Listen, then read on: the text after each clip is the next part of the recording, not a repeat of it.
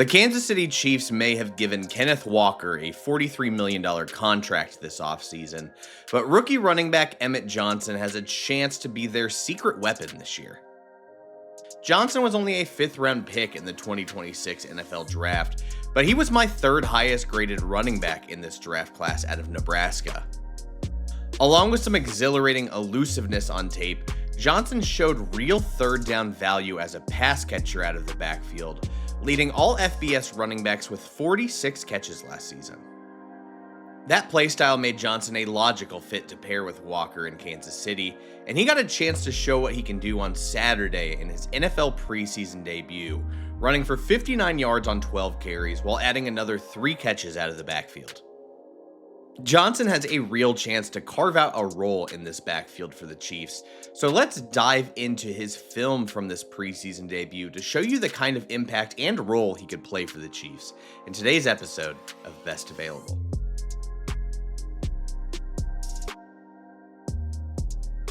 Thank you for watching today's episode. Make sure that you're subscribed on YouTube if you're not already, and give us a follow on socials at BestAvailableYT. As always, a huge thank you to our members who continue to support the channel. I'll leave details to that in the episode description, but if you're a huge fan of the NFL Draft, you do get full access to my 2027 big board, which is constantly being updated with all of my notes, grades, and rankings. So check that out. Those members have done a lot to help the channel, as is anyone who has subscribed, because I am happy to announce today that we have our official partner for the 2026 NFL season in our sponsor, Prize Picks. It's a scorching sports summer, and you can make all your picks on Prize Picks. Women's basketball and baseball are heating up, and every football preseason game kicks off this month on Prize Picks. And with big tennis slams and major golf tournaments on the horizon, there's no better place for all your summer sports picks than Prize Picks, America's #1 sports picks app. Since we're talking about the Chiefs, a player that I'm really keeping an eye on is going to be Kenneth Walker. I know we're talking about his theoretical backup in this video, but with the Kansas City offensive line and all the questions surrounding Mahomes in the passing game, I do think the Chiefs' run game might be back this year, so I am very curious to see how that goes, but I am quite high on how this running game is going to look. I think it's going to add a much-needed wrinkle for this Kansas City Chiefs offense, and I'll be keeping an eye on that throughout the regular season on Prize Picks with different projections that I can look at to determine, if I think it's the right fit, but I am expecting some big things from Walker this year. The football preseason is here, and there's no better place to run your game than Prize Picks, America's #1 sports picks app. We've got star players on new teams and a rookie class ready to take over, all while teams look to get started on the biggest football season yet. Make a lineup with player stats, pick game winners, spreads, or totals, and combine your picks in the same lineup. All on Prize Picks, now available in all 50 states, including California, Texas, Georgia, and Florida. Download the app today and use CLNS to get $150 instantly in lineups if you win your first lineup. Again, use code CLNS to get $150 instantly in lineups if you win your first $5 lineup. If you're new to the channel, just know that we like to go through film of specific games in chronological order. So that's just a preface that we're going to talk about a bit more granular stuff that I do think is very important to talk about Emmett Johnson and his long-term role as a running back in this league. But a lot of the big runs are going to happen in the second half. So if you're like, where are the big exciting plays? Why is he a secret weapon? I promise you they're coming. But we're going to talk about this in chronological order, starting with Pass Pro. And you're going to be like, Tyler, who cares about Pass Pro?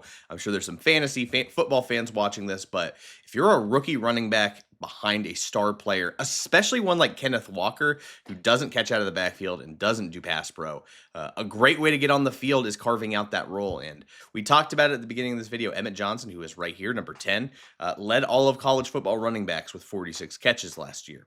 That is a great way to get on the field. The big problem I had when I was scouting him is I wanted to see more in Pass Pro. They just didn't use him a lot. He is a little small, but I do think he can provide some value, and I was encouraged to see this on this play that we're going to talk about. Just some chip help. So this guy's going to try and convert speed to power on our right tackle. What we want to do to make sure he can't get around the edge and also stop his force from bull rushing through that tackle, just get a shoulder right into that pass rush. And I think Johnson does a nice job of that here. Lower the pads. You can see get low, helmet, under his chin. This defender's chin does a great job of helping out that right tackle there. You can see a lot of the pass rusher's momentum either goes trying to go around the edge or through the right tackle, ends up getting displaced quickly right there. And that pass rush becomes completely ineffective because of it.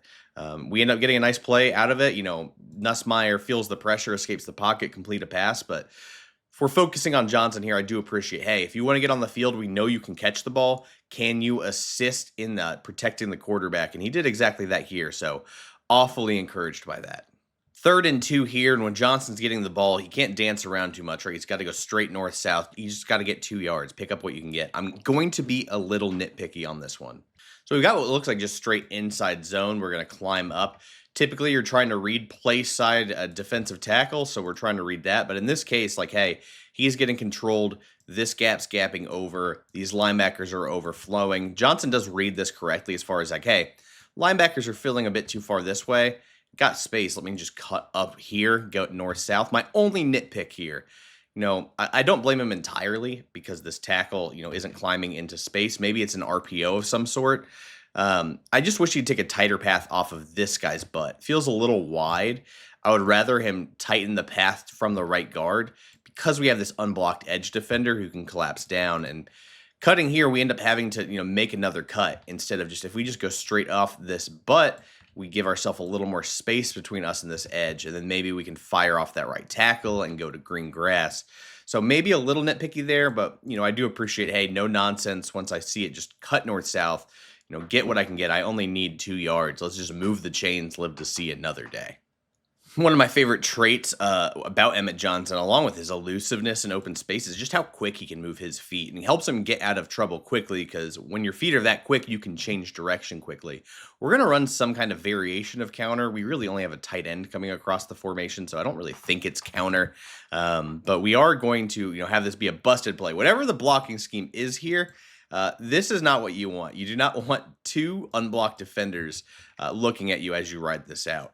That is recipe for a bad play. So as we roll this, let me rewind it. As we roll this, you're going to see hey, I'm in trouble here. Just bounce. Use those quick feet. Good block to get a seal on the edge by that tight end. And then we get a horse collar tackle. So then we get right up near the goal line. I just appreciate a running back that's hey, when things are looking this bleak, I can be at least decisive and quick and make something happen. A lot of guys, when they see penetration in the backfield, just stop their feet, panic, slow down, and that's how you get a big tackle for loss. Johnson feels it and goes, let me just be decisive, I guess, and try and get something, and he ends up finding a seal. Great block by that tight end. That tight end ends up right side of the screen. That tight end blocking ends up throwing the guy to the ground too. But I appreciate this. Too many running backs get a little scared in this situation, and Johnson showed no fear despite 2 defenders in the backfield. Just made a cut and went.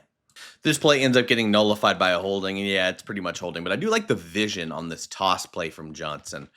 So we're going to have a motion come across the formation for the tight end acting as a lead blocker on the toss, so we're going to run the toss, and he's going to be all right, all I need is a few yards to get to the end zone. You could theoretically take this hole right here, but linebacker's closing down on that, and you have another free linebacker.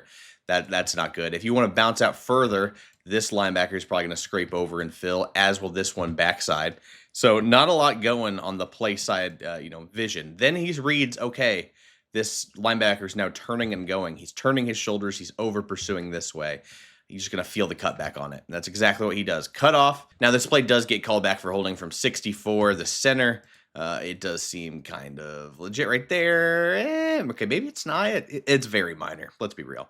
I do just, even though it was called back, I wanted to show the play because I just love that cut of, watch him read number 34. His cut doesn't happen until he feels 34 over pursue. That's exactly what happens. Over pursuit, cut back off of it, shed a tackle. He is really slippery in space, man. Really fun player to watch, but good vision there on the toss to feel that cutback lane. And then, again, one of my favorite traits about him, he feels the cutback. He is decisive. He's planting that foot and going. We're going to run a little screen with Johnson here. Not too much to it, but you're going to see the vision he has after the catch to just, turn and go. So we're going to roll it. He's leaking out. Here, we've got some trouble, crashing on the left side. This defender reads it. Now, luckily, I think I don't know if this is also where the holding call comes, but this play does get called back as well for holding. It might be here. I'm not entirely sure, but at the very least, Johnson reads this well. Like, hey, block here, just turn and go. Get those feet going. He's not the burstiest. He doesn't have the best top end play speed because his feet are so quick. It does help him get moving in short spaces, like in a phone booth, which I really appreciate. But I like the decisiveness here. Like, hey, you might have been in trouble there, but don't worry about that block or that defender if he doesn't get you. Just start going north-south. That's exactly what he does. Again, called back for another holding call. But we'll take the play on film as far as the effort he gives and the decisions he makes. Just going to operate on another little check down here. But again, that's the value that Johnson wants to bring to this offense is, hey, when Walker can't be involved in the passing game, especially on third downs or obvious passing situations, put me in, coach. I can do it. So we're going to ride a play fake, and he's going to quickly say, like, hey, no threats. Let me just leak out of this gap, be the check down. Nussmeier steps up, feels it, and then Johnson does what he does best here. Just a little juke move and completely get this guy whiffed. Now, number 98 is hustling off the play and going for him after the check down. That's one thing Johnson will learn is that in the NFL, all 11 players are pursuing or they don't have jobs.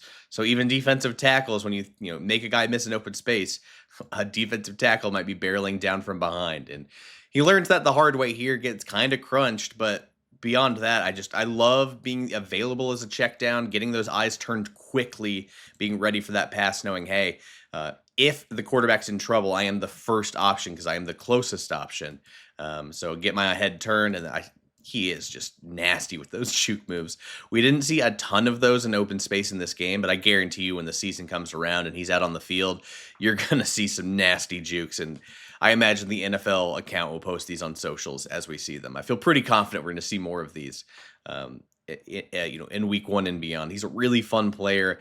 I know rookies hit the wall at some point, but as a backup rotational back, I still think he's going to provide tons of value making plays like that one. All right, it's the second half now. Let's get to the good stuff. He was running like a freight train in the second half. Really enjoyed that. Great effort on this run for 5 yards.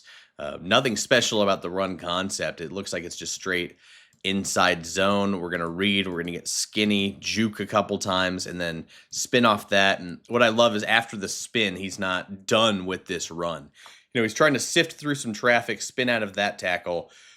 He's right here. Just watch those legs move. Just keep churning those legs, keep churning those legs, keep churning those legs. It takes multiple guys to bring him down, but he does not quit on this play. Like, there's not a really good gap here when he has to decide. Like, he ends up picking, I think, the right lane because there's 3 blockers here. No one's winning leverage. We're hoping this develops.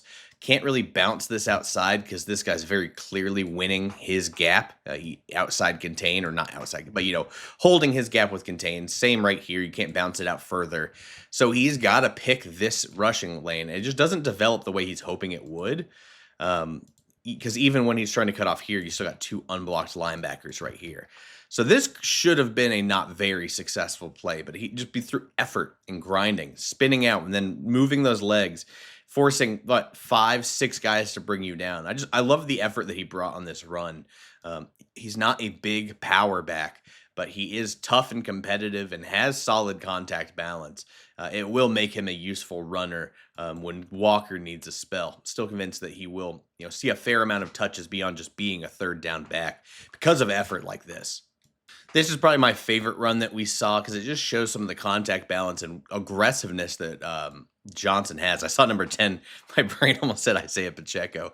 That's just where we're at right now. I see number 10 in the backfield. That's where my brain goes. But I like the cut here. We're just going to cut off the left tackle. So, we're going to take our steps, get that path. You'll see a lot of running backs cut, and it's mostly because running back is more like jazz instead of very XO on paper.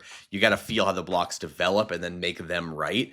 But what I like about this play, he's taking his right steps to try and draw the linebacker inside and then cuts off the left tackle.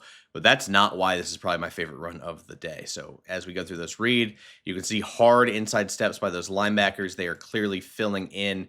And when these linebackers are overflowing like this, and the play side defensive tackles winning inside, that tells me as a running back to bounce it back inside. So here we go. We're going to still let these blocks develop and get right behind them. Remember how we were being nitpicky? What play was that? I'm looking through here. Play 2, where I was like, I think he got a little wide when cutting north-south on that 3rd and 2. This is a much better example of staying tight to that blocker, because then look, he is right off his butt this time. This is a great correction in the middle of a game. I wonder if a coach talked to him about it, but regardless, really nice job. Again, that's better. Not why I like this play. It's right here. That edge is trying to tackle him. He's staying low. Watch how high he's getting his knees through contact. Just like refusing to get tackled because he's kicking up his knees. He's getting those legs up high. He's not getting tripped up. And then he lowers his pads through the next level of contact. I think he ends up getting, 7-8 yards off of this. It's not the biggest explosive play, but damn is it important, especially when it's 3rd and 1. Turning a 3rd and 1 into a 7-yard gain is a really nice job. And I love it so much because he's just being decisive. He's reading the linebackers correctly and how they're overflowing this. And then he's just kicking those knees up to make sure the edge doesn't bring him down at the line of scrimmage. Really nice job all around on this play. I'm going to run an outside zone stretch play. So long extended handoff here. All the linemen are trying to, get width and reach to, like the center, for example, is trying to reach to this defensive tackle. We're trying to hold stuff, find a cutback lane, get wide, get up to full speed, and find a cutback. The cutback never comes on this play. So as we get the ball right here, theoretically, you could cut it back this way with this lineman here, and we could climb and create some kind of seal on this side. But Johnson's right in what he's seeing right here. This tackle's head is inside the blocker. So if you do cut this out and he's winning this way, this guy's probably bringing you down. So then the next option we're looking at is up here. Hey, maybe we can cut it off this, and I like that he's thinking that. But this defensive lineman's just really dominating this rep with this offensive lineman. So if we cut here, this guy's probably just going to inhale us. Don't like that. So we're just going to keep bouncing it outside now. Coaches aren't going to tell you if you're running outside zone to just bounce it all the way outside. You look for the cutback, but there are times when it's developed and it is going to be there outside. So Johnson reads that. He's still got that quickness. And then what I love here is just the most subtle move. Just he feels that tackler trying to bring him down from behind. Sorry, this rewound a little bit too far. He feels that defensive lineman number 94 from behind. He just takes a little juke move into it. And then it's the faintest juke move on that defensive lineman. But it's basically like avoid getting wrapped up from behind, it looks like. But he still manages to keep low pad level. And then as soon as that juke's over, just lower those pads and keep driving those legs. From his momentum going sideways to back forward, he's still generating. I mean, I don't know if I can count it from this angle, but it looks like, maybe another 5 yards after contact. I really enjoyed this run. A lot of outside zones are really effective when you can find that cutback lane. But in a situation like this where he bounces outside but then gets inside the wide receiver, so knows like, hey, I still need to prioritize getting north-south. Then I make a really subtle move on that defensive lineman and linebacker, then lower my pads. Fun run all around, really smooth runner. Good vision on this, and then a little elusiveness and just finishing the play with after contact. 5 yards after contact, man, we'll take that every single play. This play should have been dead to rights, but Johnson has enough elusiveness in his game. I think it's his best trait to avoid pressure. And end up turning this into like a 4-yard gain. So we're just going to run another outside zone stretch like we showed the last play. This time there's going to be immediate penetration there on 59. 59 blows this whole play up because we're getting the ball around. Here, this is where he gets the ball, and there's a defender, in front of number 96 that makes this play really difficult. So this should be, on an average running back, a unfortunate tackle for loss. Not their fault, just the offensive line let a guy get through. Johnson reads it, bounces it back outside, then cuts back on the nose, then spins out, and then we started on like the 44 and ended up getting into near the 39. It's like a 4 or 5 yard run that should have been dead to rights just because of some subtle moves and elusiveness and that foot quickness as soon as he gets the ball to just bounce that outside quickly, then cut back inside, spin off of it. Turning negative plays into successful runs is a massive trait for a future star running back. And I know it's the preseason, I know it's one game, but I'm very encouraged by plays like this where It's not the flashiest play. It's not going to go all over socials, but when you can turn a negative into a 4-yard gain, that is massive for an offense to keep you ahead of schedule. Last one of the day, I just thought it was fitting to start and end this video with pass protection. This is a good sign of maturity here. I imagine we do have a delayed release. We're going to see it from Johnson here, but he's going to stay really disciplined with his eyes on this one. We're backed up near the goal line. We absolutely cannot take a sack. You run the risk of a safety, and a lot of younger running backs, if they don't see anything, would be very eager to get out into their check down. Johnson's eyes here are tremendous. We're going to run a hard inside stunt with these two defensive linemen and loop around a linebacker. And Johnson, I don't know how he reads this as well as he does. I'm pretty surprised for a rookie, but he sees the too hard inside stunt and just assumes, hey, pressure is going to be coming from the outside. So let me keep my eyes on. He sees the guy, and granted, kind of just bounces off of him. But the fact that he has that mental processing already in his first preseason game as a rookie is awfully impressive. Again, not the most effective chip block, but if he's not there, I do think this becomes a concern.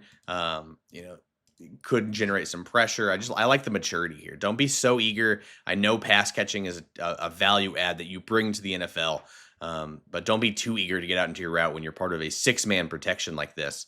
I just really appreciate the eyes and understanding of, hey, if both of those D linemen are hard crashing inside, I got to know something must be coming. So let me stay in and help with that if I can, and then leak out. Just appreciate the maturity and intelligence by a young player. I'm telling you, this kid's going to have a real role in this offense. Andy Reid, even after the game, talked about, one of the few positives from the game was how hard and decisive Johnson ran. And I liked that part of this game because that's, a skill set he showed at Nebraska, but it wasn't his, biggest trait, which is that elusiveness, that pass catching ability. When you can combine all of those things, that's a real running back. And I do think he has a very good chance of being the second stringer behind Walker. Now it's Brashard Smith out of SMU is another back that could be, trying to eat those third down back touches, but I really like what I see from Emmett Johnson. What do you think about Johnson? Let me know in the comments. I'm curious for your thoughts, especially if you're a fantasy person. I might be picking him up in later rounds, or maybe just as off the waiver wire. I think he's going to have a role longer term. I might try and stash him. But hope you enjoyed this video. Really appreciate you watching. We'll be back with something on Wednesday. Still not sure what that's going to be. But we got so much football to go through now. A whole week of preseason games to look through. College football's on the horizon. I can't wait for all of it. Thank you so much for watching, guys. We'll be back on Wednesday. We'll see you next time.